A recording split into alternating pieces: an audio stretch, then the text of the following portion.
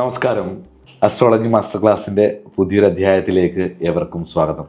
കഴിഞ്ഞ 2 ക്ലാസ്സിലുണ്ടായിരുന്ന പോലെ ഇപ്പോഴും ഒരു ചെറിയ തൊണ്ടയടപ്പുണ്ട്. അത് മാറി വരുന്നതേ ഉള്ളൂ. അത് മാറിയിട്ട് നമ്മൾ ക്ലാസ് ചെയ്യാനിരുന്ന പിന്നെ നടക്കത്തില്ല. ഇപ്പോൾ ഒരു ഫ്ലോയിൽ ഇങ്ങനെ പൊയ്ക്കൊണ്ടിരിക്കുക. ഭഗവാൻ അനുഗ്രഹിച്ച് ഇത് പോകുന്നിടത്തോളം പോവട്ടെ. നമ്മൾ അസ്ട്രോളജി ബേസിക് മാസ്റ്റർ ക്ലാസ്സിൻ്റെ ഒരു സെഷൻ ഇന്നത്തോടെ തീരുക. നമ്മൾ ബേസിക്സ് ആയിട്ടുള്ള കുറേ കാര്യങ്ങൾ, ഗ്രഹങ്ങളെക്കുറിച്ചും രാശിയെക്കുറിച്ചും ഒക്കെ പഠിച്ചു. അതിനുശേഷം 27 നക്ഷത്രങ്ങളെക്കുറിച്ച്, അതിൻ്റെ ഒരു പൊതു സ്വഭാവത്തെക്കുറിച്ച് പഠിച്ചു. 12 ഭാവങ്ങളെക്കുറിച്ച് പഠിച്ചു. അതിനുശേഷം 9 ഗ്രഹങ്ങളെക്കുറിച്ച് പഠിച്ചു. ഇന്ന് നമ്മൾ രാശികളുടെ ചിഹ്നവും അതിൻ്റെ ഒരു പൊതു സ്വഭാവവും ഒക്കെ ഇവരുടെ ഒരു അനുഭവത്തിൽ വരുന്ന കുറേ ബേസിക് ഒബ്സർവേഷൻസും ഒരു ജനറൽ ഒബ്സർവേഷൻസും നമ്മൾ സംസാരിച്ച് ഡിസ്കസ് ചെയ്ത് പഠിച്ച് ഇന്ന് കഴിയുക. അപ്പം ഇനിയും വരാൻ പോകുന്ന ക്ലാസ്സുകൾ മനസ്സിലാവണമെങ്കിൽ കുറച്ച് കൂടുതൽ വിഷയങ്ങൾ ഓറിയൻറ്റഡ് ആയിട്ട് നമുക്ക് ചെയ്യാം. അപ്പം ഇനിയും വരാൻ പോകുന്ന ക്ലാസ്സുകൾ മനസ്സിലാവണമെങ്കിൽ ഏകദേശം മാസ്റ്റർ ക്ലാസ്സിലുള്ള 100ഓളം വീഡിയോസ് നിങ്ങൾ കണ്ടിട്ടുള്ളവരായിരിക്കണം. ഇല്ലെങ്കിൽ ഇതിങ്ങനെയാണ് സംഭവിക്കുന്നതെന്നൊക്കെ ഉള്ളത് മനസ്സിലാക്കാൻ വളരെ പാടായിരിക്കും. അപ്പം നമുക്ക് വളരെ സന്തോഷത്തോടു കൂടിയിട്ട് ഇന്നത്തെ വിഷയത്തിലേക്ക് കടക്കാം. കുറേ കാര്യങ്ങളൊക്കെ ഫേസ് ചെയ്തെങ്കിലും കുറേ പ്രശ്നങ്ങളൊക്കെ ഇതിൻ്റെ ഇടയ്ക്കൊക്കെ വന്നു പോയെങ്കിലും ഏകദേശം 100 വീഡിയോകളും നമ്മൾ കടക്കുകയും ചെയ്തു. അടിസ്ഥാനപരമായിട്ടുള്ള കുറേ ആശയങ്ങളും കൂടി നമ്മൾ പഠിച്ചു എന്നുള്ളതും കൂടി ഒരു ഭാഗ്യമുള്ള കാര്യമാണ്. അതൊരു ദൈവാനുഗ്രഹമാണ്. ഒരു ഗുരുത്വമായിട്ടൊക്കെ നമുക്കതിനെ കാണാം. നമുക്ക് രാശിചക്രത്തിലെ 12ാമത്തെ രാശിയായിട്ടുള്ള ലിബറേഷനെ കാണിക്കുന്ന അതിമനോഹരമായിട്ടുള്ള ശുക്രൻ്റെ ഉച്ചസ്ഥാനമായിട്ടുള്ള വ്യാഴത്തിൻ്റെ സ്വക്ഷേത്രമായിരിക്കുന്ന ഉഭയരാശിയായിരിക്കുന്ന ജലരാശിയായിരിക്കുന്ന ബുധൻ്റെ മാനിപ്പുലേറ്ററിൻ്റെ നീചസ്ഥാനമായിരിക്കുന്ന മീനൻ രാശി അഥവാ പൈസസ് സൈൻ, അതിൻ്റെ പേഴ്സണാലിറ്റിയെക്കുറിച്ച്, ജനറൽ പേഴ്സണാലിറ്റിയെക്കുറിച്ച് നമുക്ക് പഠിക്കാം. തൊണ്ട എപ്പോഴും ഇച്ചിരി അടച്ചിരിക്കുകയാണ്, സഹിച്ചേ പറ്റൂ. അസ്ട്രോളജി മാസ്റ്റർ ക്ലാസ്സിൻ്റെ പുതിയൊരു അധ്യായത്തിലേക്ക് ഏവർക്കും സ്വാഗതം.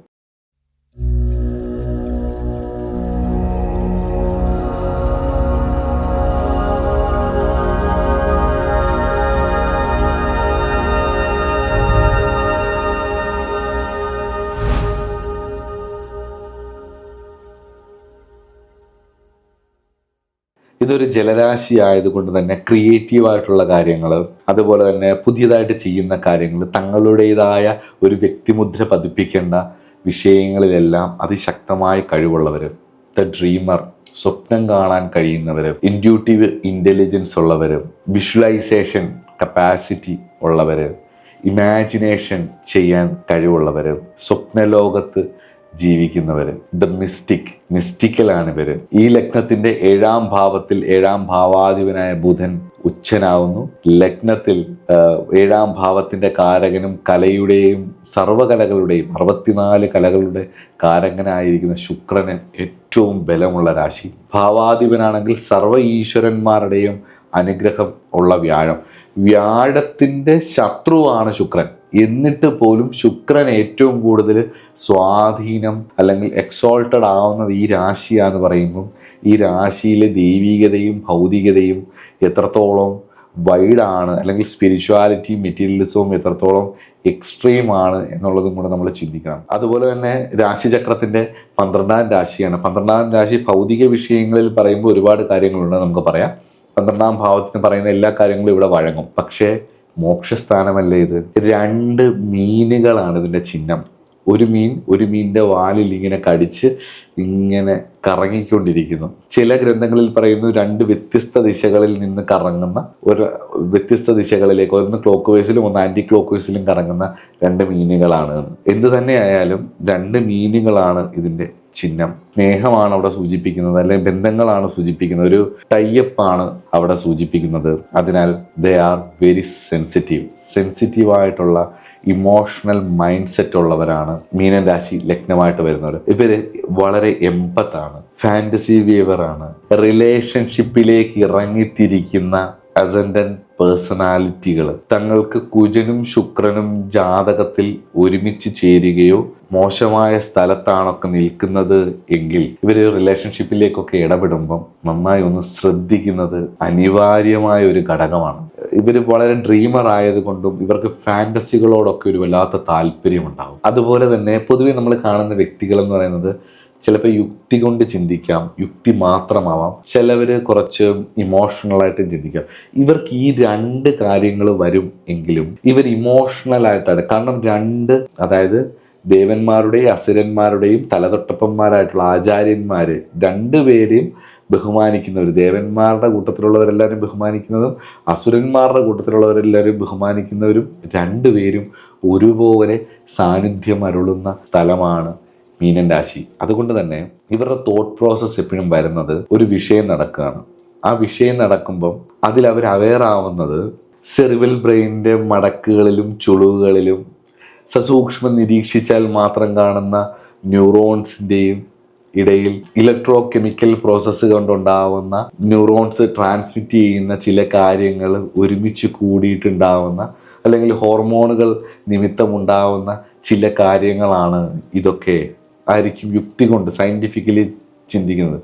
ഇപ്പം അമ്മയൊക്കെ തല്ലാൻ വരുമ്പോഴും എൻ്റെ അമ്മയുടെ തലയിൽ ഉള്ള ബ്രെയിനിൻ്റെ പല ഭാഗങ്ങളിൽ പല മടക്കുകളിൽ ഇങ്ങനെയൊക്കെയുള്ള ഇലക്ട്രോ കെമിക്കൽ പ്രതിഭാസങ്ങൾ കൊണ്ടുണ്ടാവുന്നതാണെന്നൊക്കെ ചിന്തിക്കുന്നവരുണ്ടാവും, അല്ലെ യുക്തി കൊണ്ട് അങ്ങനെയൊക്കെ കാണുന്നവരുണ്ടാവും. പക്ഷേ ഈ അറിവുകളൊക്കെ ഉണ്ടായിരുന്നാലും പൈസിസ് അമ്മയെ ഞാൻ അറിയാതെ ചെയ്തു പോയതാണ്, അമ്മേനോട് ക്ഷമിക്കണേ, അമ്മേനെ തല്ലല്ലേ, എനിക്ക് നന്നായിട്ട് വേദനിക്കുന്നു എന്നേ ഇവർ പറയത്തുള്ളൂ. ഈ സമയത്ത് ഇവരുടെ യുക്തിയൊന്നും ഇവർ ചിന്തിക്കില്ല. ഇവർ ഇമോഷണലിയാണ് ജീവിതത്തെ കാണുന്നത്, സെൻസിറ്റീവായിട്ടാണ് കാണുന്നത്, അറ്റാച്ച്മെൻറ്റോട് കൂടിയിട്ടാണ് ഇവർ ജീവിതത്തെ കാണുന്നത്. അതുകൊണ്ട് തന്നെ എനിക്ക് പലപ്പോഴും തോന്നിയിട്ടുണ്ട് ഹോമോസാപ്പിയനിൽ നിന്നും ഹ്യൂമാനിറ്റി ഉള്ള ഹ്യൂമൻ ബീയിങ്ങിലേക്കുള്ള ആ ഹ്യൂമൻ നേച്ചറിനെ പൂർണ്ണമായിട്ടും കാണിച്ചു തരുന്ന ആൾക്കാരാണ് പൈസിസ് പേഴ്സണാലിറ്റി എന്ന് തോന്നിയിട്ടുണ്ട്. ഹോമോസാപ്പിയനിൽ നിന്നും ഹ്യൂമൻ ബീയിങ്ങിലേക്ക്, ഹ്യൂമാനിറ്റിയുടെ പ്രതിപുരുഷന്മാരായിട്ട് ഇവർ മാറുന്നതായിട്ട് എനിക്ക് തോന്നിയിട്ടുണ്ട്. അല്ലെങ്കിൽ ഹ്യൂമാനിറ്റിയിലൂടെയാണ് ഇവർ ലോകത്തെ കാണുന്നത്. അല്ലെങ്കിൽ ടെക്നിക്കാലിറ്റിക്ക് അപ്പുറമായിട്ട്, സയൻറ്റിഫിക് ടെമ്പറിനപ്പുറമായിട്ട് ഇവർ വളരെ ഹ്യൂമാനിറ്റിയിലൂടെ, ഹ്യൂമൻ നേച്ചറിലൂടെ, ഹ്യൂമൻ വികാരങ്ങളിലൂടെയാണ് ഇവർ ജീവിതത്തെയും ലോകത്തെയും കാണാൻ ശ്രമിക്കുന്നത് എന്നും കൂടി നമുക്കിവിടെ ചർച്ചയ്ക്ക് വെക്കേണ്ട കാര്യമാണ്, നമ്മൾ പഠിക്കേണ്ട കാര്യമാണ്, നമ്മൾ നിരീക്ഷിക്കേണ്ട കാര്യമാണ്.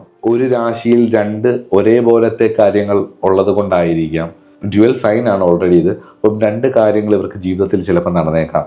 രണ്ട് വിവാഹം, അല്ലെങ്കിൽ രണ്ട് ജോലി, അല്ലെങ്കിൽ രണ്ട് ജോലിയിലൂടെയുള്ള വരുമാനം, അല്ലെങ്കിൽ രണ്ട് കുട്ടികൾ, എല്ലാത്തിനും ഒരു രണ്ട് സ്വഭാവങ്ങൾ, രണ്ട് രീതികൾ, ഇതെല്ലാം ഇവരിൽ കാണാം. എല്ലാത്തിനും ഒരു ഇരട്ടിപ്പിക്കൽ അങ്ങനെ ഉണ്ടാവാനുള്ള ഒരു സാധ്യതയുള്ള രാശിക്കാരാണ് ഇവർ. Mixture of spiritual and material തോട്ട്സിൻ്റെ ആകത്തുകയാണ് ഇവർ.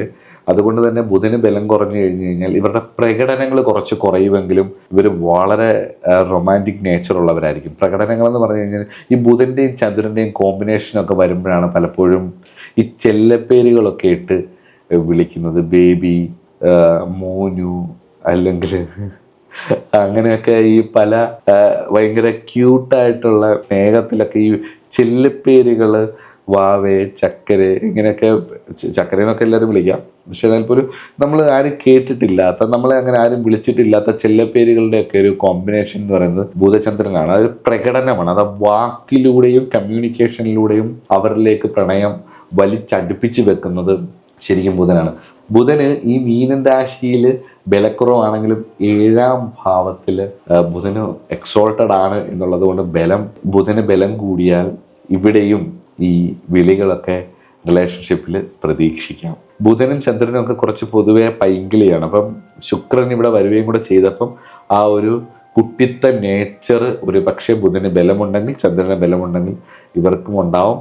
ഇവരത് ചെയ്യുകയും ചെയ്യും. പക്ഷെ ബുധന് ബലമില്ലെന്നുണ്ടെങ്കിൽ ഇവരുടെ റൊമാൻറ്റിക് നേച്ചർ കുറച്ചുകൂടെ ഉള്ളിലായിരിക്കും, പുറമെ അധികം പ്രകടിപ്പിക്കത്തില്ല. ഒരു ഡ്രീമറിനെ പോലെ, കുറച്ച് ഇൻട്രോവേർട്ടിനെ പോലൊക്കെ ഒരു നേച്ചർ ആയിരിക്കും. എനിക്ക് ഒരുപാട് പോസിറ്റീവ് ഗുണങ്ങൾ തോന്നിയിട്ടുള്ള ഒരു രാശിയാണ്. അടുത്ത് ഇടപെടുന്ന, എനിക്ക് പലരെ അറിയാവുന്നതൂടെ വെച്ച് ഞാൻ പറഞ്ഞാലും, സംസാരിക്കുന്നത് സോഫ്റ്റ് സ്പോക്കൺ ആയിരിക്കും, അതുപോലെ ഷൈ ആയിരിക്കും, വളരെ ഷൈ ആയിട്ടുള്ളവരാവും. ചില കാര്യങ്ങൾ ഇവർ വളരെ സെൽഫ്ലെസ് ആയിട്ട് ഇടപെടുന്നത് കാണാം. ഇമോഷണൽ റൈറ്റ്സ് പല കാര്യങ്ങളിലും. പേഴ്സണലി എനിക്ക് മനസ്സിലായ ചില എക്സ്പീരിയൻസ് എന്ന് പറഞ്ഞു കഴിഞ്ഞാൽ ഇവർ വളരെ അൺകണ്ടീഷണലായിട്ട് ഇടപെടും. അൺകണ്ടീഷണൽ ആയിട്ടുള്ള ഒരു അറ്റാച്ച്മെൻറ്റും അൺകണ്ടീഷണൽ ആയിട്ടുള്ള ഒരു സ്നേഹവും ഇവർക്ക് ഉണ്ടാവും. അതുപോലെ തന്നെ ഗാർഡിയൻ ഏഞ്ചൽസിനോടൊക്കെ ഒരു പ്രത്യേക അട്രാക്ഷൻ, സപ്പോർട്ട് ചെയ്യുന്നവരുടെ കൂടെ ചായാനുള്ള ഒരു ടെൻഡൻസി, അതുപോലെ തത്വചിന്തകൾ, വ്യക്തമായിട്ട് ബുദ്ധി വ്യവഹരിക്കാൻ കഴിവുള്ളവർ, അതീന്ദ്രിയമായിട്ടുള്ള അറിവുകളും പ്രവർത്തികളും. ഇതൊരു 12ാം ഭാവമായതുകൊണ്ട് തന്നെ മുന്നോട്ട് വളർന്ന് വളർന്ന് വളർന്ന് പോകുമ്പം തന്നോട് തെറ്റ് ചെയ്തവരോടൊക്കെ ക്ഷമിക്കാനുള്ള കഴിവ്, ക്ഷമ, വ്യാഴത്തിന് പറയുന്ന ഒരുപാട് ഗുണങ്ങൾ.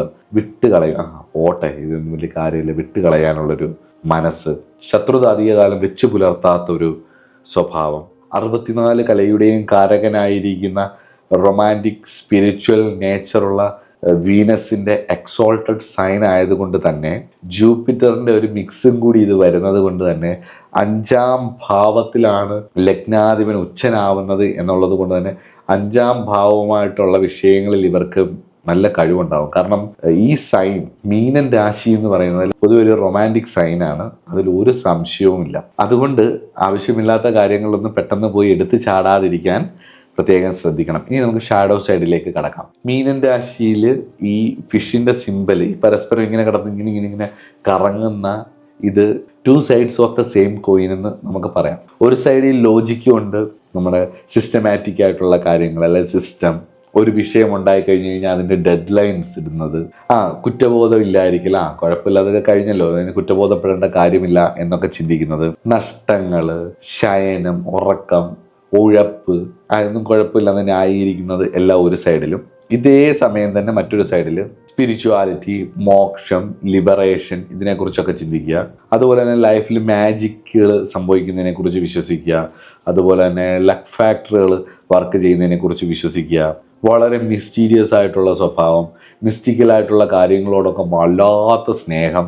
ഞാൻ ആദ്യം പറഞ്ഞില്ല, ഡ്രീമറാണ്, ഫാൻറ്റസിയോട് വളരെ വല്ലാത്ത താല്പര്യമുള്ളവരാണ്. അതുകൊണ്ട് തന്നെ ഇമോഷണലി വളരെ സത്യസന്ധമായിട്ട് നിൽക്കുമ്പോഴും ഡിപ്രഷൻ ആവാനുള്ള സാധ്യത, റിലേഷൻഷിപ്പ് ഇതെല്ലാം ഉണ്ടാവും. അപ്പോൾ ഒരു സൈഡിൽ ഇങ്ങനെ ലോജിക്കലി ചിന്തിക്കും, മറ്റൊരു സൈഡിൽ വളരെ സ്പിരിച്വലായിട്ടും ചിന്തിക്കും. അപ്പോൾ ഒരു 2 വ്യത്യസ്തമായിട്ട് കിടന്ന് കറങ്ങുന്ന മീനിനെ പോലെ നമുക്ക് തോന്നും. ഇതെന്താണ്, ഒരു കോയിൻ്റെ 2 വശം പോലെയാണ് ഇവർ വാസ്തവത്തിൽ.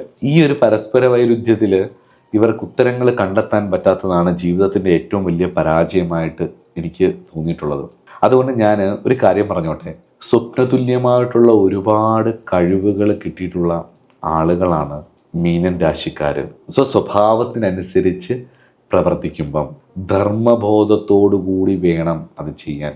റിസൾട്ട് മാത്രമല്ല, റിസൾട്ടിലേക്ക് എത്തുന്ന നമ്മുടെ പ്രവൃത്തിയാണ് രുചിക്കൂട്ട്.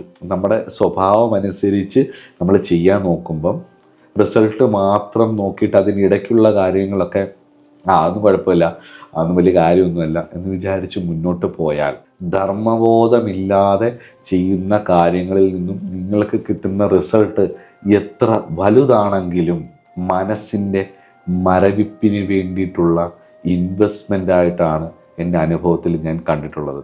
ഒരു കൃത്യതയില്ലാത്ത ജീവിതം, അതിര് കടന്നിട്ടുള്ള ഭ്രമങ്ങൾ, ലൈംഗിക വിഷയങ്ങളിലുള്ള തീക്ഷ്ണമായിട്ടുള്ള ആഗ്രഹങ്ങൾ, പല വ്യത്യസ്തങ്ങളായിട്ടുള്ള ഭക്ഷണങ്ങളിലേക്കുള്ള ഭ്രമം. കാലപുരുഷന്റെ ലിബറേഷൻ സൈനാണ് മീനൻ രാശി. അതുകൊണ്ട് തന്നെ പരിണാമം, ജീവിതത്തിൽ ചെയ്യുന്ന ഓരോ പ്രവൃത്തികളിലൂടെ വ്യക്തിപരമായും ബാഹ്യമായും ആന്തരികമായിട്ടും പരിണാമങ്ങൾ സംഭവിച്ച് മുന്നിലേക്ക് കയറേണ്ടി വരുന്നതിന് പകരം നിങ്ങളുടെ ചെയ്തികൾ ഓരോന്നും, നിങ്ങളുടെ ഭ്രമങ്ങൾ ഓരോന്നും, നിങ്ങളുടെ സ്വപ്നങ്ങൾ ഓരോന്നും പ്രശ്ന പശ്ചാത്തലത്തിലേക്ക് കയറാൻ നിർബന്ധിതമാകുന്നു. കാലം കളം ഒരുക്കി വെക്കുന്നു, നിർബന്ധിച്ച് നിങ്ങളെ ആ പ്രശ്ന പശ്ചാത്തലത്തിലേക്ക് കയറുന്നു. മനസ്സിലാവുന്നുണ്ടോ?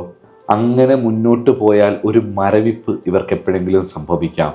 ആ മരവിപ്പ് സംഭവിച്ചു കഴിഞ്ഞാൽ മീനൻ രാശിക്കാരുടെ നിഴൽ എന്ന് പറയുന്നത് എസ്കേപ്പിസമാണ്. പിന്നെ എല്ലാത്തിൽ നിന്നും ഇവർ ഒളിച്ചോടും, എല്ലാത്തിൽ നിന്നും ഇവർ ഒഴിഞ്ഞു മാറും.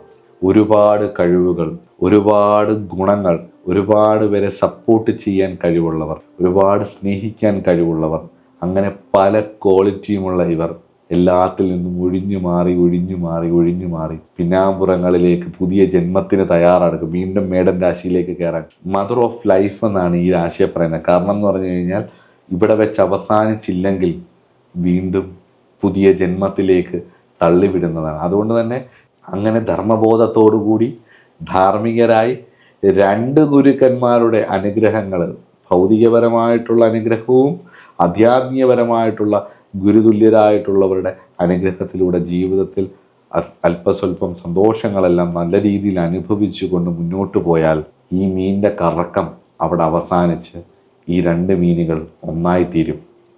ശിവനും ശക്തിയും ഒന്നാവുന്നത് പോലെ ഈ അലച്ചിലും രണ്ട് വശങ്ങൾ, ഭൗതികതയുടെയും ആധ്യാത്മികതയുടെയും ഒരു കണക്ഷനുണ്ട്. ഇത് രണ്ടല്ല, ഒന്നാണ്. ഒരു ജീവിതത്തിലെ വ്യത്യസ്തങ്ങളായ വേഷങ്ങൾ മാത്രമാണ് എന്നുള്ള തിരിച്ചറിവിലേക്ക് മീനൻ രാശിക്കാർ എത്തും എന്നുള്ളത് കൊണ്ട് തന്നെ വളരെ നല്ലൊരു രാശിയാണ്.